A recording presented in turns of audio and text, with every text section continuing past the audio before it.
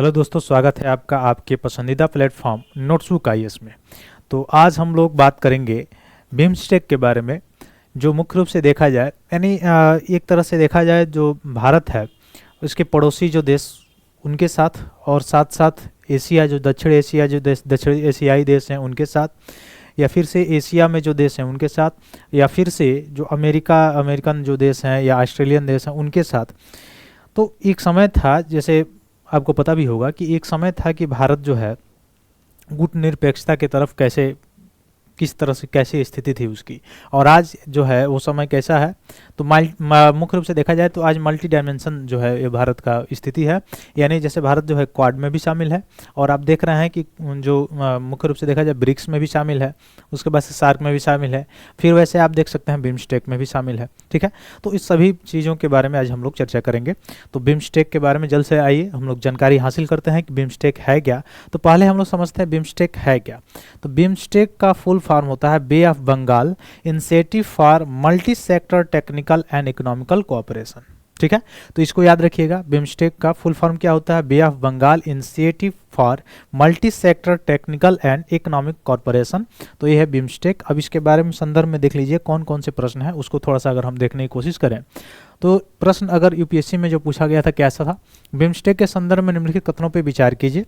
और कथन में आपका दिया हुआ था कि यह दक्षिण एशिया और दक्षिण पूर्व एशिया के बीच एक सेतु के रूप में कार्य करता है।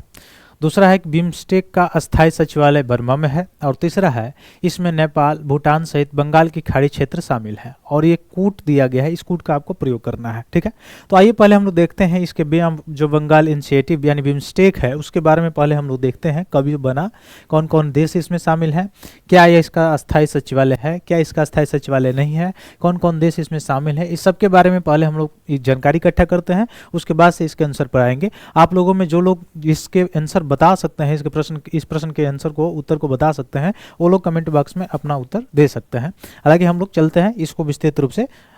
तो देखेंगे हम लोग जो बिम्स्टेक है, बिम्स्टेक में कौन कौन से देश शामिल है। तो आप देख सकते हैं भारत है, नेपाल है, भूटान है, बांग्लादेश है, म्यांमार है, थाईलैंड है और श्रीलंका है।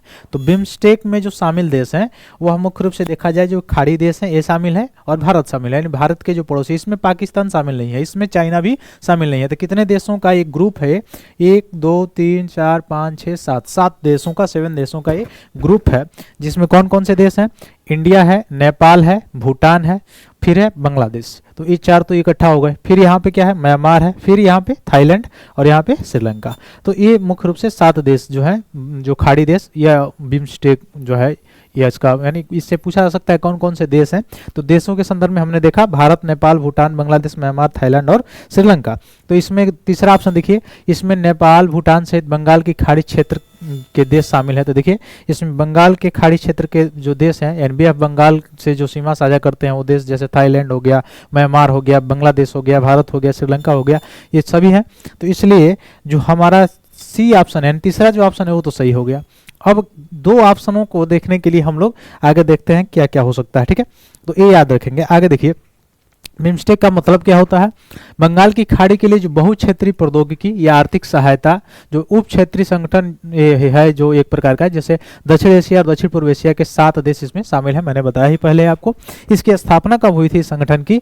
1997 में हुई थी। और याद रखिएगा बैंकॉक डिक्लेरेशन के दौरान हुआ था, बैंकॉक घोषणा के दौरान इसकी मतलब मुख्य रूप से इसकी स्थापना की गई थी 1997 में। ठीक है, तो इसे मूल रूप से बिम्स्टेक कहा जाता था पहले। ठीक है, 1997 में, ये याद रखिएगा, बैंकॉक डिक्लेरेशन यानी बैंकॉक घोषणा, और बिम्स्टेक इसको कहा जाता, बिस्ट एक कहा जाता था पहले, जिसका अर्थ होता था बांग्लादेश, भारत, श्रीलंका, और शिक्षा सहायता आर्थिक था। ठीक है, सोसाइटी इसका मुख्य रूप से देखा जाए तो ढाका बांग्लादेश में है, अस्थायी सोसाइटी इसका कहाँ पे है? बांग्लादेश।